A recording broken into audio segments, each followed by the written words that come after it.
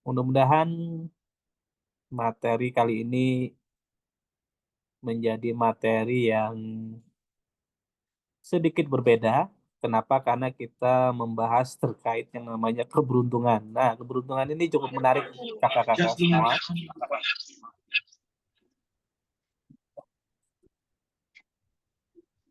Jadi keberuntungan ini cukup menarik yang mungkin bisa kita bahas. Mungkin kita pernah lihat ada beberapa orang di luar sana yang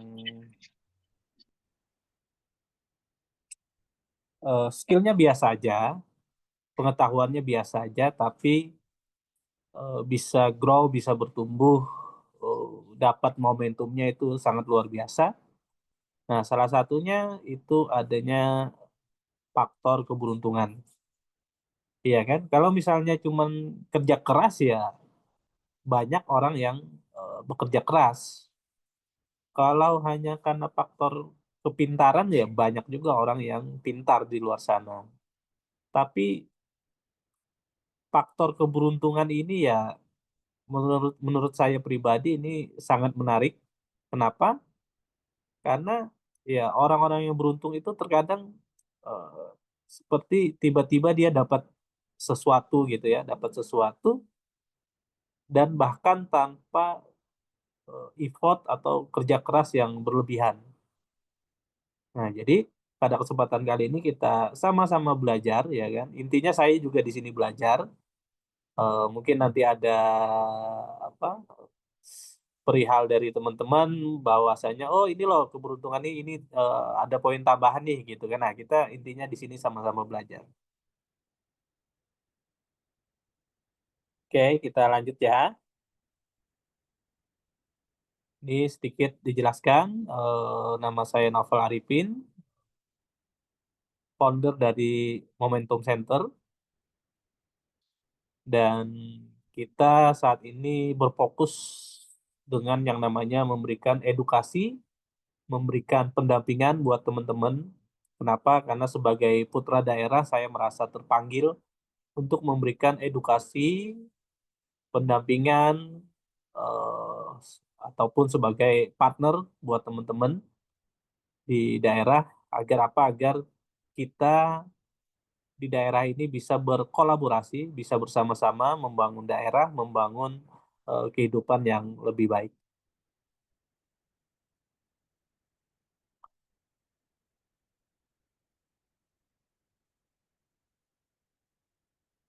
Napoleon Bonaparte mengatakan bahwa saya lebih suka memiliki jenderal yang beruntung daripada yang hebat.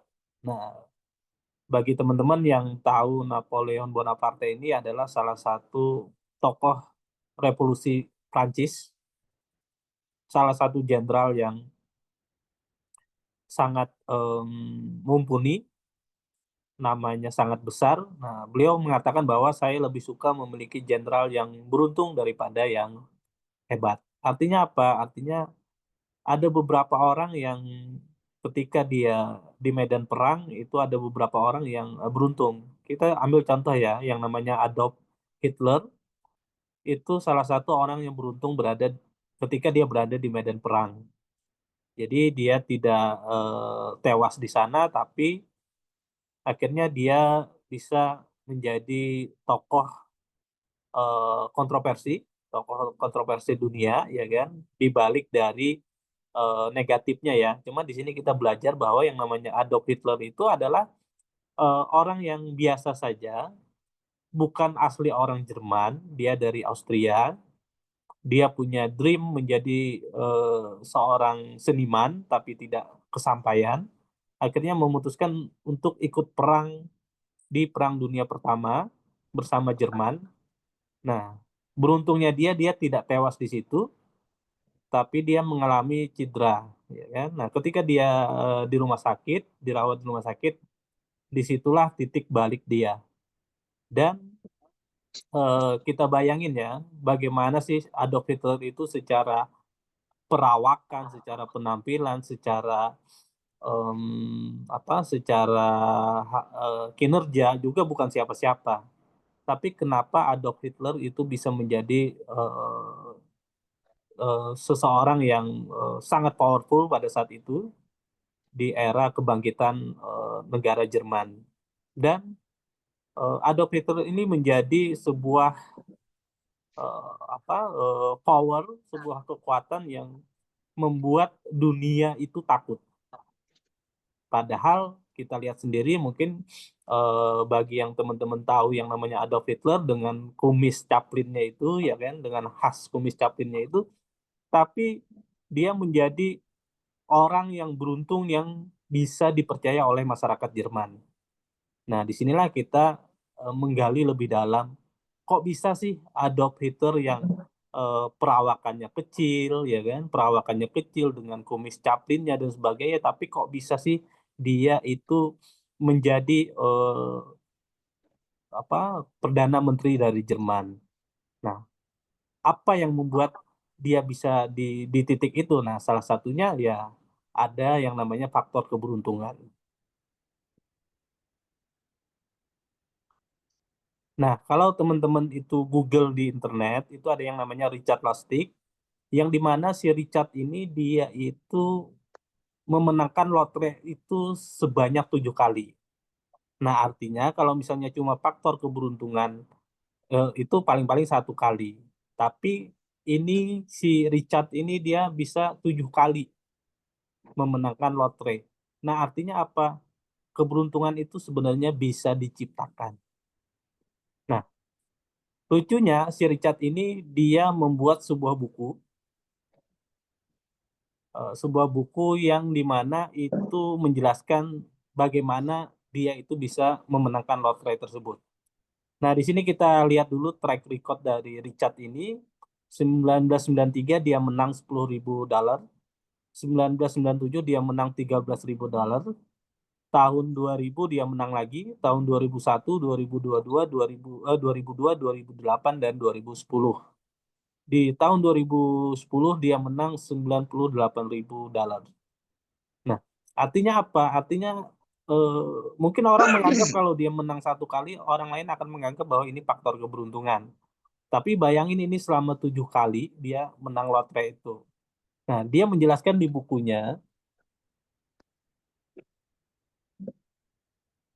eh, dia menjelaskan di situ bahwa yang pertama adalah pilih angka yang sama berulang kali.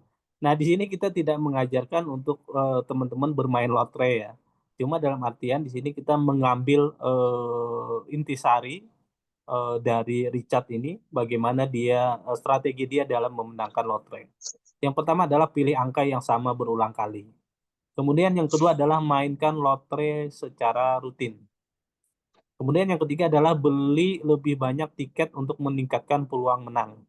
Yang keempat, gunakan kombinasi angka tertentu.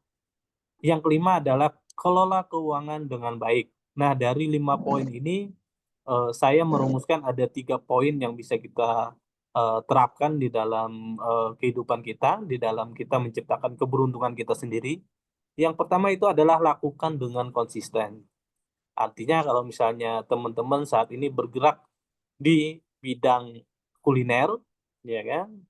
Nah, maka lakukanlah itu dengan konsisten. 1 minggu, 2 minggu, 1 bulan, 3 bulan, 1 tahun, 10 tahun seperti itu. Jadi memang konsistensi ini sangat penting. Kemudian yang kedua adalah perbanyak peluang. Jadi selain kita konsisten, kita berupaya untuk memperbanyak peluang. Misalnya seperti ini, kita bergerak di bidang kuliner, ya kan? Kita jual ayam geprek deh, ya kan? Paling mudahnya seperti itu. Nah, memang core bisnis kita itu jual ayam, tapi kita mau memperbanyak peluang dengan apa? Dengan bisa jadi hulunya kita itu membuka ternak ayam atau kandang ayam ya seperti itu ya. Nah, harapannya dengan adanya ternak ayam itu untuk mensupport bisnis kita sendiri dan bisnis orang lain. Nah, disitulah konsep yang dimana kita memperbanyak peluang. Jadi konsisten, kemudian perbanyak peluang tersebut. Kemudian yang ketiga adalah lakukan hal yang berbeda. Artinya apa? Selain kita konsisten, kita perbanyak peluang, kita lakukan, hal yang berbeda bisa jadi dibandingkan dari kompetitor kita ataupun dari pesaing kita, itu lakukanlah hal tersebut dengan cara yang berbeda. Kenapa? Karena Albert Einstein pun mengatakan bahwa hanya orang bodoh yang ingin mendapatkan hasil berbeda tapi masih melakukan hal yang sama, seperti itu. Jadi, lakukanlah hal berbeda kalau misalnya kita mau mendapatkan hasil yang berbeda, seperti itu.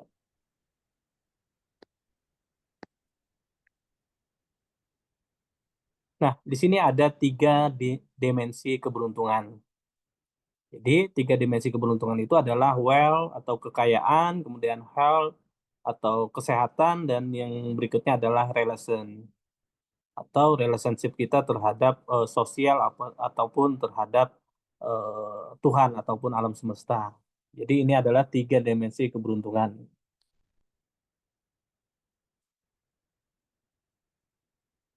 Nah, di sini saya menjelaskan kembali ke teman-teman bagi yang sudah tahu materinya, tapi izinkan saya untuk mengingatkan kembali, ada 3 poin, mata uang di dunia ini saat ini. Yang pertama itu adalah fiat currency, mata uang yang saat ini beredar di masyarakat, seperti dolar ataupun rupiah ataupun yang lain dan sebagainya, itu yang namanya fiat currency. Yang kedua adalah cryptocurrency yang di mana seperti Bitcoin dan teman-temannya. Jadi cryptocurrency mungkin untuk di dunia masih sangat jarang perjualbelikan untuk transaksi. Cuma di daerah Eropa, daerah US itu sudah ada beberapa yang bisa, untuk bertransaksi dengan yang namanya Bitcoin ataupun cryptocurrency ini. Nah, yang ketiga ini yang mungkin teman-teman, jarang ketahui, yaitu yang namanya social currency. Social currency itu adalah, mata uang sosial. Kenapa? Karena, bisa jadi social currency ini kita kadang, terlupa. Padahal ini social currency ini dampaknya juga sangat luar biasa. Artinya, social currency ini bisa mendatangkan, 3 poin utama. Yang pertama adalah itu bisa mendatangkan yang namanya, akses, kemudian respect, dan uang tentunya. Jadi ketika kita sudah memiliki social currency, maka respect, akses, dan, money itu, insya Allah datang. Contohnya seperti apa? Contohnya mungkin kita lihat seperti Raffi Ahmad. Raffi Ahmad memiliki social currency yang besar. Nah, ketika dia satu kali posting mungkin nilai uangnya bisa, 30, 40 juta, 50 juta, bahkan lebih, ya kan, untuk satu kali posting. Kenapa? Orang mau membarter uangnya dengan, postingan Raffi Ahmad, kenapa? Karena Raffi Ahmad itu memiliki social currency. Nah, jadi social currency ini sangat penting kita pikirkan mulai saat ini, kenapa? Karena disitulah banyak potensi-potensi yang, akan datang ke kita. Kita ambil contoh deh, misalnya kita terlahir sebagai cucunya ya, cucunya atau anak dari tokoh-tokoh besar di Indonesia ya, seperti, di sini ada 7, tokoh presiden, mantan presiden Indonesia. Bayangin kalau misalnya kita, merupakan cucu ataupun anaknya dari tokoh tersebut. Nah, maka orang lain akan satu respect terhadap kita. Kemudian yang kedua, orang lain akan memberikan akses terhadap kita, ya. Kemudian yang ketiga adalah ada kemungkinan orang lain akan bekerja sama dengan kita, membuka usaha dan lain sebagainya, dan kita akan menghasilkan yang namanya uang di situ. Nah, disinilah pentingnya social currency. Pertanyaannya adalah, "Coach, eee, orang tua saya biasa saja," ya kan, bahkan ketua RT pun tidak, seperti itu kan. Nah, makanya di sini kita sama-sama belajar untuk meningkatkan social currency kita.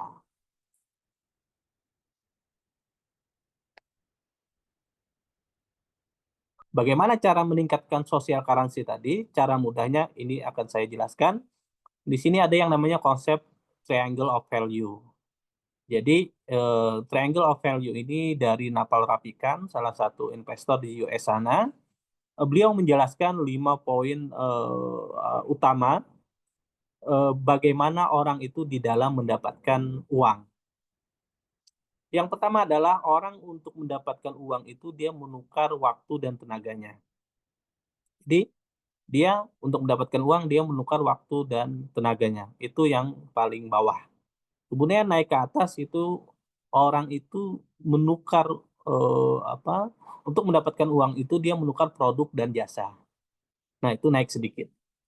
Kemudian yang ketiga adalah untuk mendapatkan uang itu kita bisa menukar yang namanya data atau informasi, seperti itu ya. Jadi misalnya mungkin di luar sana, ada beberapa perusahaan yang dia menjual data ataupun informasi. Contoh misalnya perusahaan media, ya. Perusahaan media itu adalah dia menjual, data dan informasi. Jadi, di level ini itu sudah, mainnya itu sudah dengan, pikiran, dengan main gitu kan, bukan fisikal lagi. Jadi, kalau misalnya kita bergerak di bidang, menjual data dan informasi, contoh misalnya media-media besar di Indonesia itu dia menjual data dan informasi, keuntungan data ataupun informasi ini dia cost of duplication-nya itu rendah. Nah, kalau misalnya produk dan jasa misalnya kita ambil contoh kita saat ini, jual kacamata nih gitu kan, harga misalnya 50.000 atau misalnya harganya, 500.000 satu buah kacamata. Untuk HPP-nya, satu buah kacamata itu misalnya 300.000. Untuk kita menjual kembali, pasti kita akan memikirkan lagi HPP-nya. Iya kalau misalnya HPP-nya itu masih harga yang sama. Kalau misalnya ternyata bahan baku naik, maka, HPP untuk kacamata tersebut itu juga ikut naik.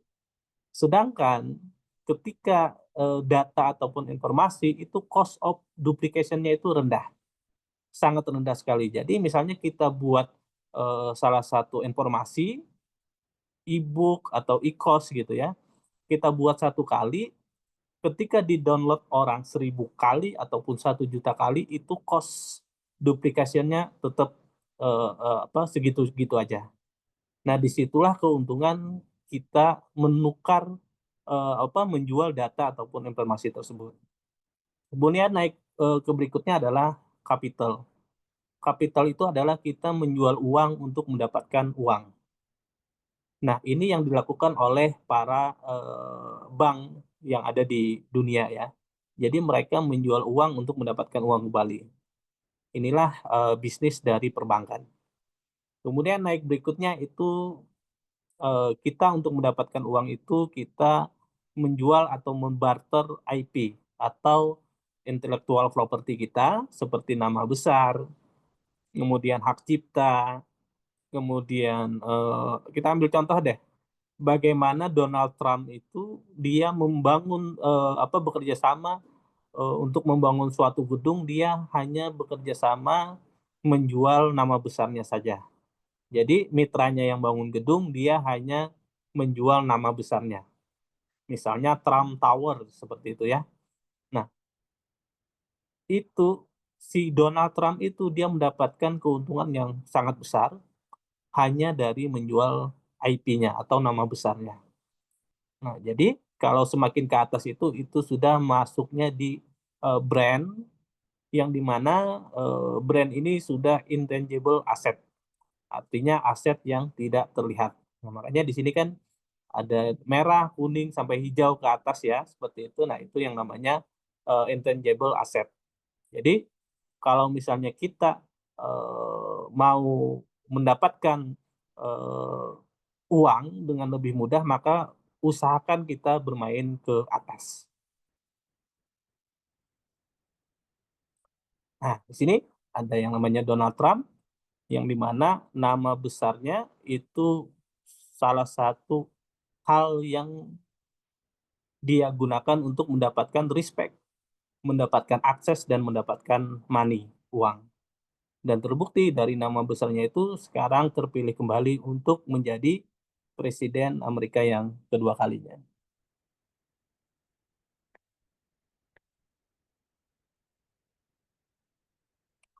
Nah, sekarang kita masuk ke the luck formulanya. Seperti apa sih, formulanya? Nah, jadi keberuntungan itu sama dengan kesiapan dikali kesempatan. Jadi ketika kesiapan dikali kesempatan, maka disitulah adanya yang namanya keberuntungan. Nah, bagaimana apa sih kesiapan itu dan apa sih kesempatan itu? Nah, ini mungkin yang jarang dibahas oleh orang lain, yang jarang dibahas. Kenapa? Karena mungkin kalau teman-teman pernah dengar, oh keberuntungan itu ketika kesiapan bertemu dengan kesempatan. Benar, cuma kesiapan itu apa sih? Kesempatan itu apa sih? Gitu kan. Nah, ini yang kita perdalam lagi. Jadi kesiapan itu adalah ada 3 poin utama, teman-teman. Kesiapan itu adalah yang pertama di sini ada apa talent, kemudian yang kedua adanya kompetensi dan ketiga adalah adanya performance. Nah, talent itu apa sih? Talent itu bakat. Bakat itu apa sih? Bakat itu terdiri dari 3 hal, teman-teman. Apa yang membuat orang orang itu berbakat? Nah, 3 hal utama ini adalah genetik. Bisa jadi memang ada faktor genetik. Kemudian yang kedua adanya experience yang dia dapatkan mulai dari kecil sampai dewasa, yang itu akan berpengaruh kepada talentnya, kepada bakatnya. Kemudian yang ketiga adanya sosial. Bisa jadi lingkungan sosialnya mendukung bakatnya tersebut. Akhirnya membuat talentnya itu semakin terasah, semakin bagus, semakin baik, semakin hebat.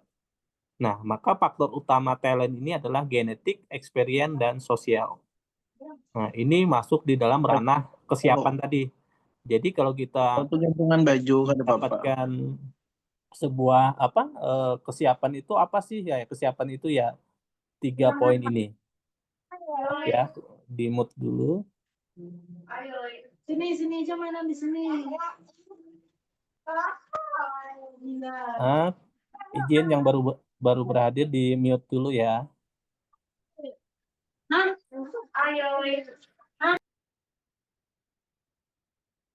Oke, kita lanjut ya. Nah, jadi yang namanya kesiapan tadi yang paling dasar banget itu yang namanya talent atau bakat tadi. Jadi kita harus siapkan dulu bakat kita. Jangan sampai saya bilangnya tuh seperti ini, jangan sampai kita mengajarkan elang untuk berenang dan jangan sampai kita mengajarkan ikan untuk terbang. Kenapa? Karena tidak sesuai dengan genetik bakatnya itu sendiri. Ya, jadi kalau kita sudah tahu talent kita, bakat kita di mana sih gitu kan, kehebatan kita apa sih, maka persiapan kita pun pasti akan lebih mudah. Kemudian yang kedua adalah yang namanya kompetensi. Nah, kompetensi itu terdiri 3 hal ini, teman-teman. Yang pertama adalah attitude, yang kedua skill, dan yang ketiga adalah knowledge. Jadi, bagaimana sih seseorang tersebut setelah dia punya bakat yang hebat gitu ya kan, tapi kalau misalnya dia tidak memiliki attitude yang bagus, maka kemungkinan besar dia tidak akan dipercaya oleh orang lain. Jadi yang pertama adalah terkait kompetensi adalah attitude. Kemudian yang kedua adalah skill, dia memiliki keterampilan yang memang mumpuni. Selain dia punya bakat, skillnya pun juga mumpuni. Kemudian yang ketiga adalah adanya knowledge, pengetahuan. Jadi selain dia punya attitude yang bagus, skill yang bagus, dia juga memiliki pengetahuan yang luas. Seperti itu. Maka disitulah yang namanya kompetensi. Kemudian yang berikutnya adalah performance, kinerja. Jadi kalau misalnya dia sudah punya bakat, dia sudah punya kompetensi, tapi kinerjanya buruk, ya kan, kinerjanya tidak bagus, maka kesiapan itu pun tidak akan bagus juga. Nah, performance itu terdiri dari apa? Yang namanya kinerja, kemudian track record, kemudian portfolio. Jadi ketika kita sudah memiliki kinerja yang bagus, itu pasti orang melihat dari kinerja kita. Kemudian track record-nya apa nih, ya kan? Pernah ngerjain apa nih, ya, seperti itu. Bagus nggak track record-nya, seperti itu. Kemudian yang terakhir adalah adanya portofolio kita, seperti itu. Nah, sekarang kita akan masuk ke yang namanya kesempatan, opportunity. Nah, opportunity itu sendiri terdiri dari tiga hal juga, teman-teman. Yang paling dasar itu adalah value, kemudian channel, dan masterpiece. Jadi kesempatan, kalau misalnya orang bertanya apa sih kesempatan itu ya kan, kenapa kita tidak bisa menciptakan kesempatan tersebut? Bisa jadi 3 poin utama ini tidak kita siapkan atau tidak kita ketahui. Nah, value itu apa sih? Value itu ya belief atau keyakinan dari kita, kemudian purpose, tujuan dan kontribusi. Jadi value itu bagaimana kita meyakini sesuatu hal itu, kemudian kita memiliki tujuannya dan kita memiliki kontribusi eh, terhadap sosial masyarakat ataupun hal yang mau kita ciptakan keberuntungannya. Kemudian yang kedua adalah channel. Jadi kalau banyak juga orang yang sudah memiliki value tapi tidak mendapatkan kesempatan. Kenapa? Karena dia tidak membangun channel atau relasi atau link atau networking seperti itu ya. Kenapa? Kenapa dia tidak bangun itu? Karena dia lupa 3 hal ini. Yang pertama adalah di channel itu ada yang namanya trust. Dia lupa membangun kepercayaan, lupa membangun trust tersebut. Kemudian yang kedua, dia lupa memberikan keuntungan untuk si relasinya ini. Jadi dia mikirnya hanya keuntungan untuk dirinya sendiri saja, lupa memberikan keuntungan untuk si relasinya ini atau linknya ini. Kemudian yang ketiga dia lupa agenda, kepentingan. Jadi terkadang selain orang itu dia ingin mendapatkan keuntungan, dia pasti juga memiliki kepentingan di situ. Nah, seperti itu. Jadi kalau misalnya dia tidak ada kepentingan di situ, mungkin kita masih belum bisa untuk membangun trust atau belum bisa bekerja sama dengan mereka. Kenapa? Karena mereka tidak memiliki kepentingan di situ. Jadi kalau misalnya kita sudah dipercaya orang, kemudian kita bisa menawarkan keuntungan dan kita bisa mengetahui kepentingannya dia, kepentingan channelnya kita ini, maka di situ yang namanya channel itu sudah optimal. Kemudian yang tiga itu masterpiece. Masterpiece ini mahakarya. Jadi setelah kita memiliki karya, kemudian karya kita itu sudah menjadi mahakarya, ya kan? Yang dimana sudah menjadi rujukan orang terkait karya kita tersebut, entah itu mungkin lukisan ataupun misalnya yang lainnya seperti itu ya. Nah itu yang namanya masterpiece. Nah, masterpiece itu terdiri dari 3 hal ini, ya kan? Berpengaruh, berdampak, dan menjadi rujukan atau yang namanya social proof. Jadi 3 hal ini adalah poin kunci dari yang namanya masterpiece. Jadi kalau misalnya mahakarya, kita bilangnya ini sebuah mahakarya, pertanyaannya adalah apakah mahakarya kita ini sudah berpengaruh? Kalau misalnya belum, berarti masih belum masterpiece. Kalau misalnya tidak berdampak berarti masih belum masterpiece. Kalau misalnya belum menjadi rujukan orang lain berarti masih belum masterpiece. Jadi kunci dari masterpiece itu adalah berpengaruh, berdampak dan menjadi rujukan. Nah, di sini yang namanya keberuntungan itu tadi ya, 3 dimensi keberuntungan tadi. Yang pertama itu adalah relation, bisa di ranah spiritual, di ranah keluarga ataupun di ranah sosial. Artinya apa? Ketika hubungan kita baik dengan Tuhan, dengan keluarga, dengan sosial, maka sebenarnya kita juga sudah uh, beruntung. Nah, jadi walaupun misalnya kita tidak memiliki finansial yang cukup, tapi ternyata hubungan dengan keluarga, dengan Tuhan, dengan sosial itu bagus. Nah, itu juga merupakan adalah orang-orang yang beruntung seperti itu ya. Kemudian bisa jadi dia tidak punya finansial yang bagus, tapi dia sehat secara tubuh, secara pikiran, secara jiwa. Nah, 3 hal ini, kesehatan ini sangat penting secara body, mind, dan jiwanya itu sehat, ya kan? Ada juga orang yang tubuhnya sehat tapi mentalnya tidak sehat. Nah, ini kan boleh dibilang ya tidak sehat seutuhnya ya, seperti itu ya. Harapannya kan kita sehat badan, sehat jiwa, sehat mental ya, seperti itu ya. Jadi Kalau misalnya kita saat ini sehat semuanya nih ya kan, secara tubuh, secara pikiran, secara jiwa ternyata kita sehat, berarti kita salah satu, orang yang beruntung, ya kan? Kita adalah orang yang beruntung. Kenapa? Karena bisa jadi faktor kesiapan kita tadi, kita menyiapkan, kita olahraga, kita baca buku, kita, memperkaya ilmu-ilmu terkait spiritual yang menambah jiwa kita tambah bagus, seperti itu. Nah, itulah, kesiapan tadi, iya kan? Nah, kemudian yang berikutnya adalah wealth, eee kekayaan ya kan, kekayaan itu terbagi 3 juga nih teman-teman, ada yang kekayaan finansial, ada kekayaan intelektual dan kekayaan sosial. Bisa jadi finansialnya tidak banyak seperti itu kan, tapi secara intelektual dia, bagus.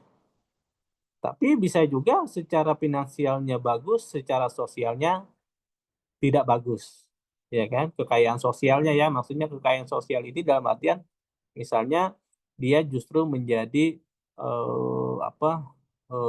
menjadi omongan bagi banyak orang, kenapa? Karena bisa jadi dia walaupun dia kaya, tapi dia pelit misalnya seperti itu. Nah, jadi kalau misalnya, di well ini, kalau bisa mencakup semuanya secara finansial, secara intelektual, dan secara sosial, dia, kaya gitu kan, nah itu, sangat bagus ya, teman-teman. Jadi 3 dimensi ini, yaitu relation, kemudian health, dan wealth itu adalah 3 dimensi keberuntungan.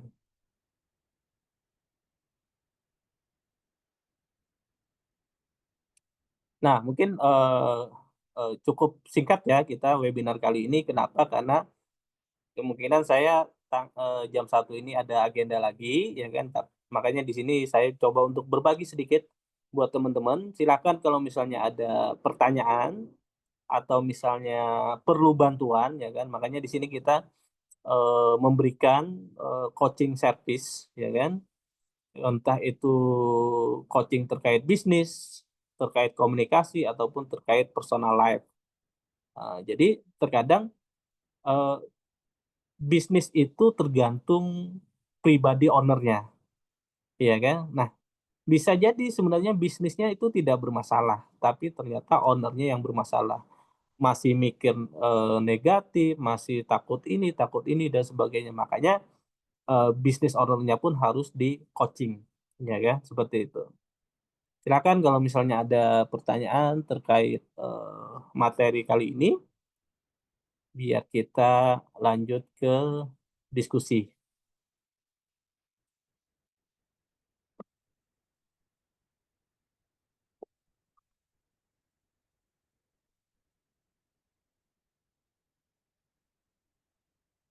Oke, silakan, Coach Opi, silakan kalau ada pertanyaan bisa langsung diaktifin kameranya atau seperti apa ya, Oke, gimana yang baiknya saja.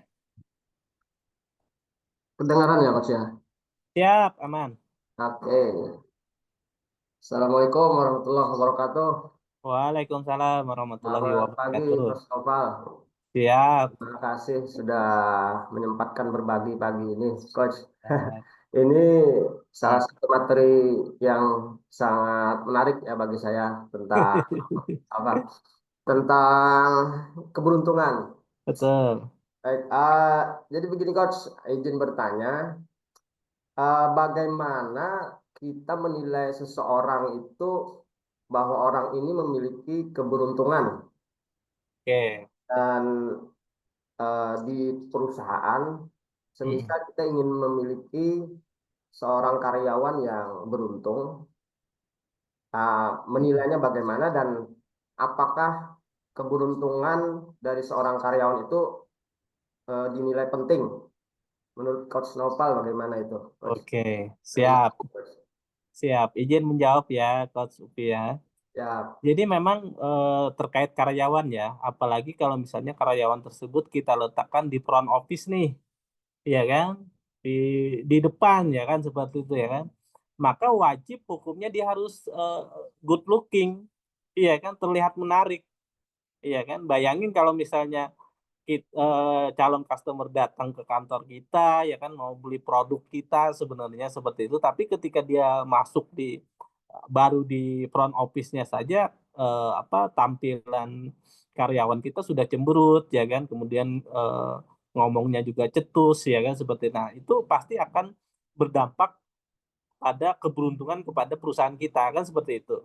Jadi yang namanya aspek keberuntungan ini, ya kembali lagi ke 3 hal tadi kan, tampilan atau fisikal gitu kan, kemudian pola pikirnya ya kan dari karyawan kita tadi dan bagaimana sih, jiwanya di dalam atau vibrasinya di dalam dia melayani atau menghandle, customer, seperti itu, Mas. Jadi memang semua harus laras. Kadang ada juga yang memang dia secara tampilan, secara fisikal itu bagus, ya kan, good looking dan sebagainya gitu kan. Tapi secara, pola pikirnya atau, mentalnya atau mind-nya, itu dia pikirannya negatif ke customer itu. Nah itu kerasa kok, kerasa, bagi customer itu, vibrasinya kerasa. Atau bisa jadi pikirannya positif, tapi hatinya dia malah iri dengki, ya kan. Nah itu juga kerasa. Jadi kalau bisa selaras semuanya. Dari physical, dari mind, dari soul-nya itu selaras. Seperti itu Coach Upi. Siap, siap. Terima kasih, Coach. Artinya keberuntungan itu bisa dibentuk, Coach ya, diciptakan ya. Betul, betul banget. Oke, oke, oke. Siap, siap. Betul banget. Bisa bisa kita ciptakan lah bahasanya kan, seperti itu. Iya, siap, siap. Terima kasih, Coach. Siap, sama-sama. Bagi yang lain masih ada?